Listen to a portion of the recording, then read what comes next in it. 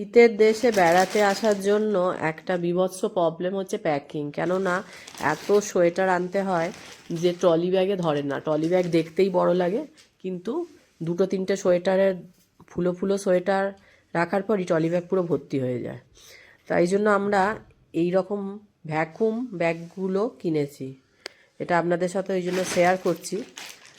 এই দেখুন, এর ভেতরে মোট একটা, দুটো, তিনটে, এদিকে দুটো আছে, চারটে, চারটে, পাঁচটা, এই একটা, ছটা। এই ব্যাগটার ভেতর ছটা সোয়েটার ঢুকিয়েছি, এবং ছটা সোয়েটারই খুব মোটা মোটা আর ফুলো ফুলো। এই সোয়েটারগুলো এই ব্যাগে ঢুকিয়ে একেবারে চিপসে দেওয়া হবে, যাতে খুব অনায়াসে প্যাকিং হয়। সেটাই আপনাদের সাথে শেয়ার করছি। এই যে মাথায় একটা ক্যাপ আছে, এই ক্যাপটাকে খুলে তারপরে পাম্প করে পুরো হাওয়াটা বের করে দেওয়া হচ্ছে। এটা ভ্যাকুয়াম ক্লিনার দিয়েও করে দেওয়া যায়, কিন্তু ভ্যাকুয়াম ক্লিনার তো বলা সম্ভব নয়, ওই জন্য এইটা এরকম করে পাম্প করে হাওয়াটা বের করে দেওয়া হচ্ছে।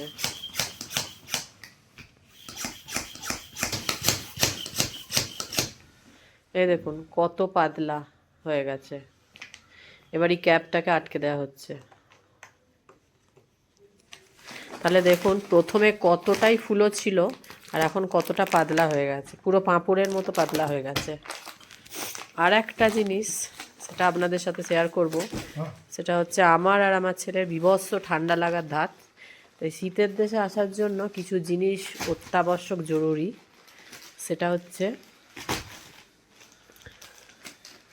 বডি ওয়ার্মার, হ্যান্ড ওয়ার্মার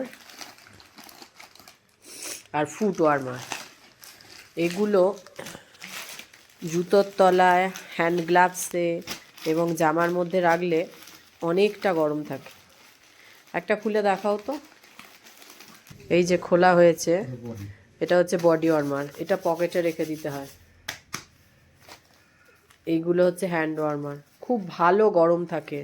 এগুলোকে নিয়ে যদি মুঠো করে ধরে রাখা হয় খুব গরম থাকে।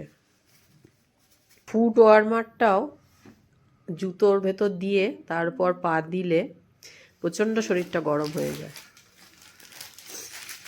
আপনারাও যখন কোথাও বেড়াতে যাবেন শীতের দেশে, যদি কোনো বাচ্চার বা আপনাদের ঠান্ডার সমস্যা থাকে তো এইগুলো ইউজ করতে পারেন।